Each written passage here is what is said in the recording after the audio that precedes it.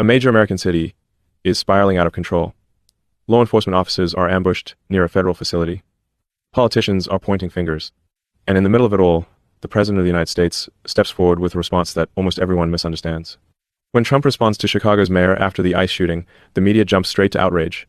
But what most people miss is the deeper signal, the one hidden between his words. It's not just about Chicago. It's about federal power, law enforcement, and the direction America is heading right now. Today, we're unpacking what Trump's response really means, what Chicago's leaders completely overlook, and why this moment could reshape the political landscape more than anyone realizes. Stay with me, because by the end, you'll see the real meaning behind his words in a way the media never explains. Recently, on a cold morning in Broadview, Illinois, just outside Chicago, federal agents, ICE officers doing their jobs, suddenly find themselves boxed in by around 10 vehicles, not accidentally, deliberately. Cars surround them from every angle, trapping them like prey. The agents can't move forward, can't back up. They're sitting ducks.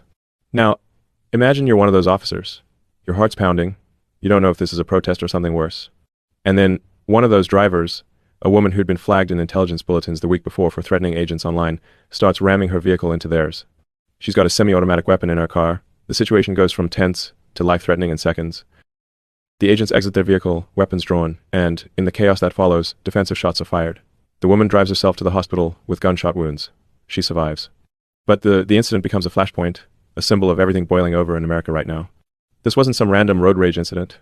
This was the collision of two Americas, one that believes ICE officers are defending our borders and laws, and another that sees them as stormtroopers terrorizing communities.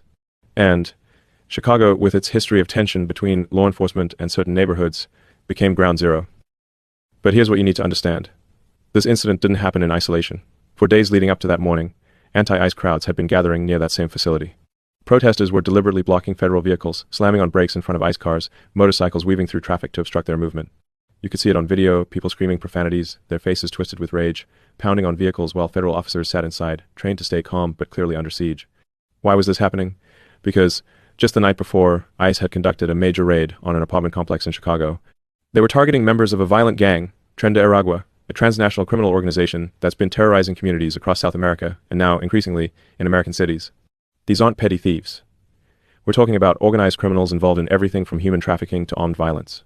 So ICE moved in, middle of the night, tactical operation, the kind you'd see Navy SEALs or SWAT teams execute. They wanted the element of surprise because when you're dealing with dangerous gang members, surprise can be the difference between arrests and bloodshed. They swept through that building, pulled people out, and yes, some American citizens, including children, were temporarily detained, hands zip-tied, while agents sorted out who was who. Now, if you're sitting at home watching this on the news, you see children with their hands bound, you see families crying, you see people being marched out in the dark, and your first instinct is probably, this looks wrong, this looks like tyranny. And I get that. Nobody wants to see kids treated that way. It's disturbing, it should be. But here's the part that gets left out of most news coverage. When law enforcement executes a raid like this, especially in a building where dangerous criminals are hiding, they have to secure everyone first.